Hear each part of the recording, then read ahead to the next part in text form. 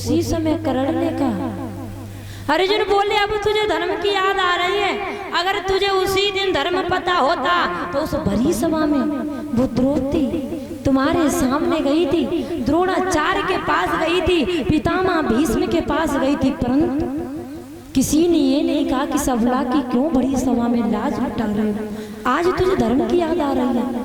उसी समय भगवान कन्हैया ने कहा, अर्जुन चलाओ बाण और मारो इस अन्यायी को।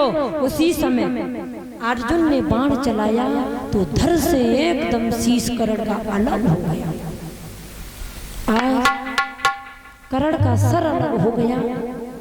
उसी समय भगवान कन्हैया बोले, क्यों रे अर्जुन, हमने सुना कर्ण बहुत बड़ा दानी है, ऐसा क्यों ना करें, ये मरता तो जा रहा है, क्यों ना इसी किसकी परीक्षा ले लें। तो अर्जुन ने कहा चलो भगवान अपना हम इसकी परीक्षा लेते हैं। उसी समय अर्जुन और भगवान कन्हैया कर्ण के पास पहुंचे और कहने लगे, हमने सुना है भैया तू बहुत बड़ा दानी है। कहने लगे अब इस मरते समय अभी इसी वक्त मेरे पास कुछ नहीं है, केवल मेरे पास ये सोने का दांत है, मैं इसी को दे सकता हूं। तो भगवान कन्हैया ने कहा कर्ण इसे ही दे दो। उसी समय कर्ण ने अपना वो सोने का दांत निकाला और वो जमीन पर गिर पड़ा। तो उसी समय भगवान कन्हैया कहने लगे, कर्ण ऐसा दान तो हम लेंगे नहीं, अब ये जमीन पर गिर पड़ा, ये दूषित हो चुका है, हम ऐसा दान नहीं लेंगे। उसी समय कर्ण कहने लगा, चिंता मत करो, मैं स्वच्छ पानी से धोकर ही मैं तुम्हें इस दांत को दान में दूंगा। और बोला है कर्ण, सुनो मैंने इतने दान किए, इतने पुण्य किए, परंतु मेरे ये हाथ हैं जो कभी दान करते करते कभी थके नहीं है, और जितना हम इतने हाथों से दान कर लेंगे वो हमें पुण्य हो जाएगा।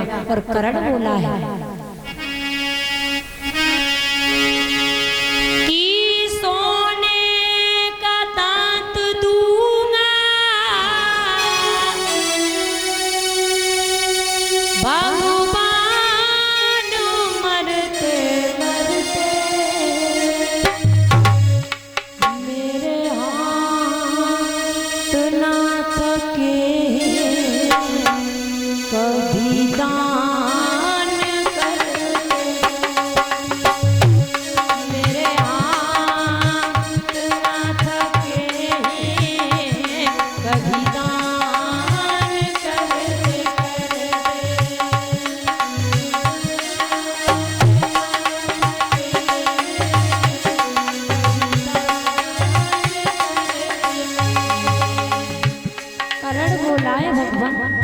मैंने इन हाथों से ना जाने कितने पुण्य किए हो, ना जाने कितने दान किए हो, परंतु ये हाथ मेरे कभी दान करते करते थके नहीं है। और बोला है कर्ण,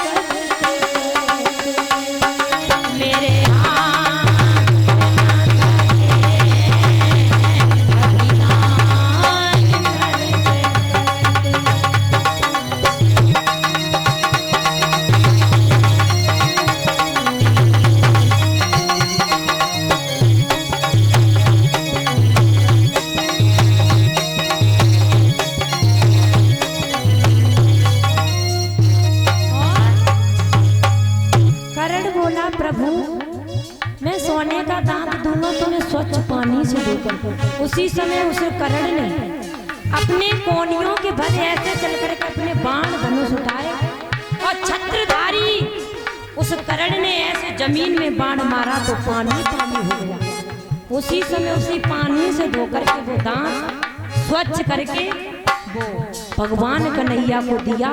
तो भगवान कन्हैया बहुत प्रसन्न हो गए, कहने लगे अर्जुन हम तुम इस दानी पर बहुत प्रसन्न है, मांग लो क्या मांगना चाहते हो। उसी समय कर्ण ने कहा प्रभु ज्यादा नहीं, मैं ज्यादा नहीं मांगना चाहता हूँ। मेरी इस जो अंतिम संस्कार जो मेरा ये शरीर है किसी शमशान में न जलाना प्रभु, बस मैं यही वरदान मांगता हूँ कि मेरा शरीर शमशान में न जलना चाहिए। उसी समय भगवान कन्हैया, चारों तरफ शमशान ही शमशान दिखाई दिया, तो भगवान कन्हैया ने सोचा कर्ण का हम अंतिम संस्कार करें तो करें क्या। उसी समय क्या किया, ले करके लाश कर्ण की शमशान में चले, हर जगह तो देखा मोहन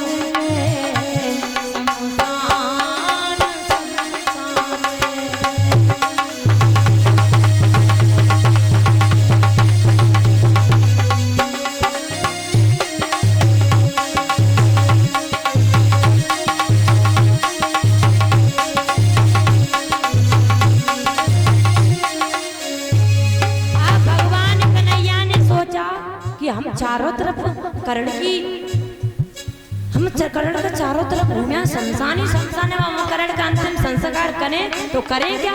तो भगवान कन्हैया ने अपनी दाएं भुजा पर कर्ण का अंतिम संस्कार किया, हथेलियों पर ले करके लाश कर्ण की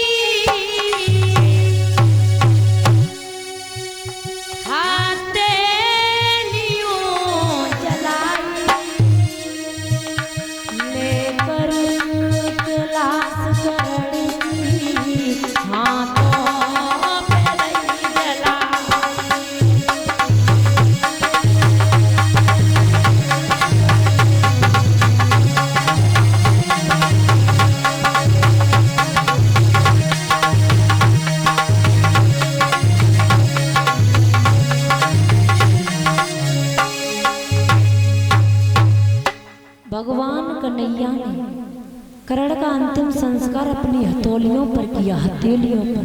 जब हम सुबह उठते हैं तो कैसी दुर्गंध आती है, जब हम सुबह उठे हैं चारपाई से तो देखना हमारी हथेलियों में कैसी दुर्गंध आती है, और वो ही दुर्गंध आती है जिसने भगवान कन्हैया ने कर्ण का हथेलियों पर अंतिम संस्कार किया था। बोली गोविंद भगवान की। उसी समय जब दुर्योधन को पता चला कि कर्ण भी मारा गया, अब दुर्योधन बड़ा ही अफसोस होने लगा, अब कहने लगा मैं क्या करूं। उसी समय जब दुर्योधन ने कहा कि मैं कल युद्ध 18वें दिन मैं कल का युद्ध करूंगा तो भीमसेन से गधा युद्ध करूंगा। उसी समय उसकी मां जो थी गांधारी जो थी वो अंधी नहीं थी, जो धृष्टराज थे वो आंखों से अंधे थे। तो उन्होंने सोचा जब मेरे पति ने इस संसार का नजारा देखेंगे तो मैं संसार का नजारा देखकर मैं ही क्या करूंगी।